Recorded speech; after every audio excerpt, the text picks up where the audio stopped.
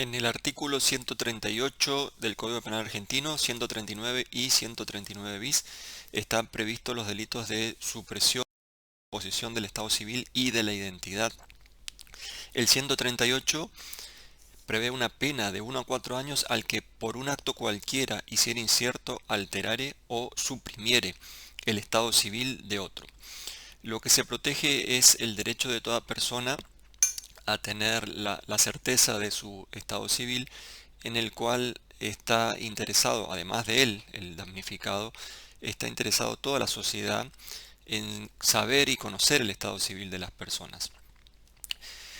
Hay que distinguir en este caso del estado civil como bien jurídico protegido otros bienes jurídicos que pueden ser similares o en algunas figuras delictivas o en algunos actos concretamente se puede afectar también. Sería el caso de, por ejemplo, la fe pública. Muchas veces cuando se altera una partida de nacimiento, por ejemplo, o algún documento relativo a la identidad de las personas, se afecta el estado civil y también se afecta la fe pública. Cuando se comete ese delito de falsificación de documentos, también podría existir una afectación al estado civil, a este artículo 138. En ese caso hay que tener en claro, son dos bienes jurídicos diferentes, podrían concursar las figuras. Por otra parte, también existe en nuestro sistema penal, no en el código, en una ley especial que es la ley 17.671. En el artículo 33, inciso D puntualmente, se sanciona el uso de un documento de identidad ajeno. En este caso, el bien jurídico protegido, como la misma ley lo establece, es la identificación, registro y calificación del potencial humano nacional. Un bien jurídico muy difícil de defender en la actualidad. En los orígenes de esa ley, bien, existía otra concepción del Estado de Derecho, otra concepción de los derechos y garantías individuales.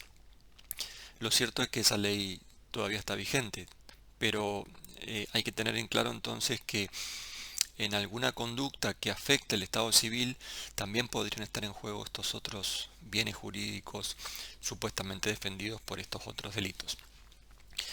Bien, el delito del artículo 138 consiste en alterar, hacer incierto o suprimir el estado civil de otro. Obviamente que se refiere al estado civil de otra persona, no al propio. Entonces, si alguien altera, hace incierto el estado civil propio, ese no es el delito del artículo 138. Tal vez pueda significar una falsificación de documentos y afectarse la fe pública, pero no se afectaría el estado civil de la persona. Entonces es necesario que la afectación sea del estado civil de otro. Hacer incierto significa provocar una situación de inseguridad o una situación de duda sobre el estado civil de una persona, y podría darse en el caso, por ejemplo, en que se generan dudas sobre el lugar de nacimiento o sobre la fecha de una persona que sería el damnificado. En el caso de alterar el estado civil de otro, significa cambiar o sustituir ese estado civil que tiene la persona, cambiarlo por otro. Por ejemplo, modificando la fecha de nacimiento, modificando su nacionalidad. En el caso de suprimir, se trata de quitarle el estado civil a la persona, es decir, acá ya no se altera, sino que directamente se lo suprime, deja de tener ese estado civil. Como por ejemplo podría ocurrir cuando se destruye la partida de nacimiento de la víctima. Sujetos pasivos y sujetos activos de este delito pueden ser cualquier persona, aunque algunos autores que no distinguen esta figura del 138 con la del 139, inciso segundo, vamos a ver, exigen que en este caso la persona siempre tiene que ser mayor de 10 años, la víctima de este delito del 138, para ellos siempre tiene que ser mayor de 10 años. Sin embargo, si uno distingue el delito del 138, el 139 segundo, del siguiente modo: el 138 afecta al estado civil, el 139, inciso segundo, afecta a la identidad de las personas. Entonces, en ese caso, puede decir que víctima del 138 puede ser cualquier persona, no necesariamente tiene que ser mayor de 10. En resumen, hay un sector de la doctrina que no distingue entre estado civil e identidad, parece confundirlos, entonces dice que en el 138 siempre la víctima tiene que ser mayor de 10. Si es menor de 10 va a ir directamente al 139 segundo. Y hay otro sector de la doctrina que dice que se trata de dos bienes jurídicos distintos. Entonces, víctima del 138 puede ser cualquier persona, y en el caso del 139, inciso segundo, sí tiene que ser un menor de edad, pero ahí se trataría de un bien jurídico distinto que sería la identidad, ya no el estado civil. En cuanto al tipo subjetivo, es un delito doloso y entonces el autor tiene que tener dolo, es decir, tiene que saber que está alterando, suprimiendo o haciendo incierto el estado civil de otro. Tiene que conocer el, el- el aspecto objetivo del tipo penal. No hace falta un elemento subjetivo especial. Antes de la sanción de la ley 24.410 sí se exigía como elemento subjetivo especial un propósito de causar perjuicio, un propósito especial de causar perjuicio a la víctima. ¿Por qué se exigía ese propósito especial de causar perjuicio? Porque muchas veces se alteraba el estado civil de una persona con el propósito de beneficiar, y entonces se pretendía que en esos casos la conducta fuera atípica. Por ejemplo, cuando se cambiaba el estado civil para beneficiarle a la persona cuyo estado se cambiaba, beneficiarle con la concesión de los beneficios de la obra social.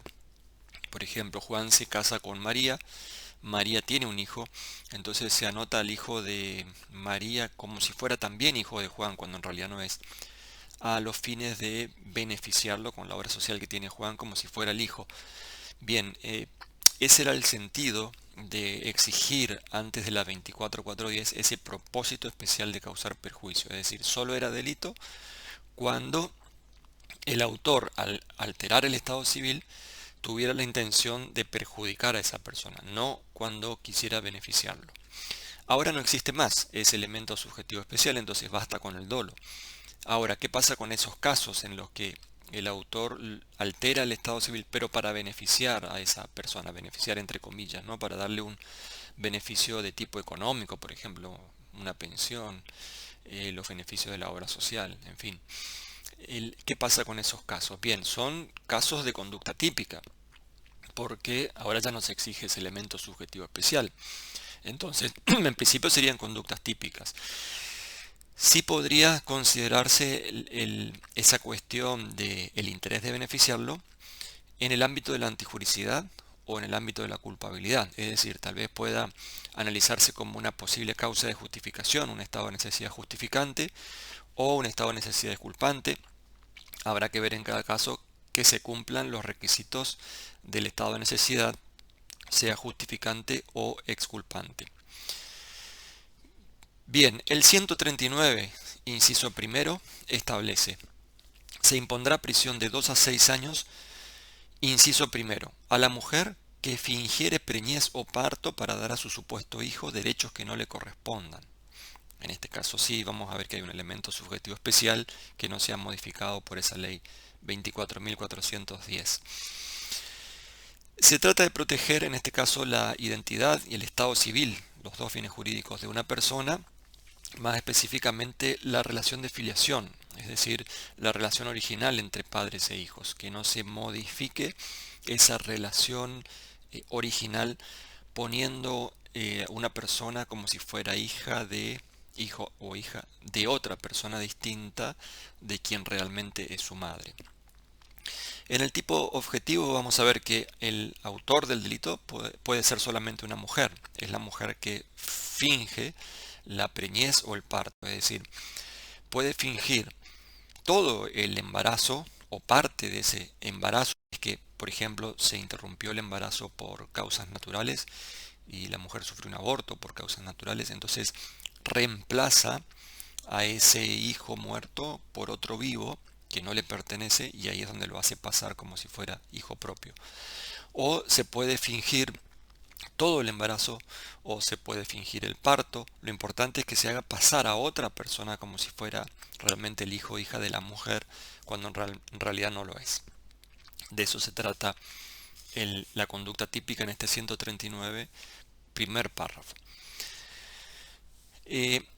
Además de simular esa preñez o parto, el embarazo o el parto mismo, es necesario que se presente al niño con vida, aunque no hace falta que se lo inscriba en el registro civil, pero sí hace falta que se lo presente a ciertas personas como si se tratara de su propio hijo. Podría en este caso también existir un concurso con otros delitos, como por ejemplo de falsedad documental, si es que además se lo va a inscribir en el registro o se pretende inscribir en el registro. Es un delito doloso, la mujer tiene que saber que está simulando el embarazo o el parto y que está haciendo presentar a un hijo como si fuera suyo. Hay un elemento subjetivo especial en esta figura, que es dar al supuesto hijo derechos que no le correspondan. O sea, necesariamente tiene que darse, además del dolo, este elemento subjetivo especial que tiene que tener la mujer. Darle derechos que no le corresponden en realidad. Bien, el 139 segundo párrafo establece prisión de 2 a 6 años al que, por un acto cualquiera y ser incierto, alterare o suprimiere la identidad de un menor de 10 años y el que lo retuviere u ocultare. Fíjense que los verbos típicos, por un acto cualquiera, hacer incierto, alterar o suprimir, son los mismos verbos típicos utilizados en el 138 en relación al estado civil de cualquier persona. De hecho, este 139 segundo párrafo se refería también al estado civil de un menor de 10 años. La ley 24.410 del año 1995 es la que modifica, en este caso, el estado civil y lo cambia por identidad de un menor de 10 años y le agrega la expresión el que lo retuviere u ocultare. ¿Por qué ocurrió esto en el año 95? Porque recordemos que durante la última dictadura militar que sufrió nuestro país, Argentina, existieron muchos casos de sustitución de niños, es decir, de niños nacidos en cautiverio, hijos de personas detenidas ilegalmente, y esos niños nacidos en cautiverio fueron dados a otras personas como si hubieran sido realmente engendrados por esas personas. Entonces hubo una cantidad de casos en los que se alteró, se modificó la identidad de muchos niños menores de 10 años y con esa intención es que se hace esta modificación en el año 1995, se cambia estado civil por identidad del menor de 10 años y se agrega esto de retenerlo u ocultarlo también como un delito contra la identidad del menor de 10 años. Bien, la identidad, que es lo que se cambia por estado civil, se entiende que es un concepto diferente y más amplio que el estado civil, o sea que no es exactamente lo mismo. Se podría alterar la identidad de una persona sin a su vez alterar el estado civil, como por ejemplo cuando se le cambia el nombre o cuando se cambia la edad de esa persona. Es un derecho personal, es un derecho personalísima. La identidad es inherente a toda persona, tiene protección constitucional y no es ni el estado civil ni es parte del estado civil, sino que debe entenderse como un bien jurídico independiente. Es el interés de cada persona de ser reconocido como quien realmente es, hijo de Juan, de María, nacido en tal lugar exactamente, de tantos años de edad. Esos son los datos que conforman la identidad de una persona. Bien, en el tipo objetivo, en este caso se trata de hacer incierto, suprimir, es decir, los mismos verbos que el 138, pero ahora sí necesariamente la víctima tiene que ser un menor de 10 años. Y lo que se agrega en la segunda parte del 139 segundo es el acto de retener o de ocultar al menor. Lo retiene quien lo tiene en un espacio físico determinado sin permitir que salga de ahí esa persona. Lo oculta quien lo esconde de otras personas. Y hay que aclarar que en este caso del 139 segunda parte, que se refiere a retener u ocultar, se podría confundir con los delitos contra la libertad. Y vamos a ver en los delitos contra la libertad que existe una figura que es la privación ilegítima de la libertad en el artículo 141, y esta conducta de retener u ocultar al menor se podría confundir con ese artículo. Y así como está escrito en el artículo 139.2 de nuestro Código Penal, parece confundirse. Entonces, la doctrina entiende que hay que agregar un elemento subjetivo especial aunque no esté expresamente establecido en el texto de la ley, porque si no se trataría de lo mismo. Como esta figura está en el ámbito de los delitos contra el Estado civil y la identidad, se entiende que el retener u ocultar tiene que ser con la finalidad de alterar esa identidad o estado civil de la persona. Es decir, solo cuando alguien retiene u oculta a un menor de 10 años con la finalidad de alterar el estado civil o la identidad es que se da esta figura del 139.2. Si alguien, en cambio, retiene u oculta a un menor de 10 años sin esta finalidad, entonces eso sería un delito contra la libertad del artículo 141 del Código Penal. De modo que entonces, aunque no esté expreso en el texto del 139 segundo, hay que hacer esta interpretación y entender que el autor debe tener esta finalidad especial. Es la única forma de distinguir esta figura del 141. De cualquier manera, tal vez sea mejor modificar este texto legal en lo que se refiere al retener u ocultar para que no existan confusiones con el 141 y vamos a ver también que hace falta una modificación en el sentido de penalizar la conducta de venta de niños, lo que se llama la venta de niños en general impuesta por el derecho internacional. Bien, el 139 bis, el artículo siguiente, establece: será reprimido con reclusión o prisión de 3 a 10 años, fíjense que la pena es mucho mayor, el que facilitare, promoviere o de cualquier modo intermediar en la perpetración de los delitos comprendidos en este capítulo, haya mediado o no precio o promesa remuneratoria o ejercido amenaza o abuso de autoridad. En el segundo párrafo se establece que incurrirán en las penas establecidas en el párrafo anterior y sufrirán además inhabilitación especial el funcionario público o profesional de la salud que cometa alguna de las conductas previstas en este capítulo. Son dos párrafos que se refieren a dos cuestiones distintas aunque vinculadas entre sí.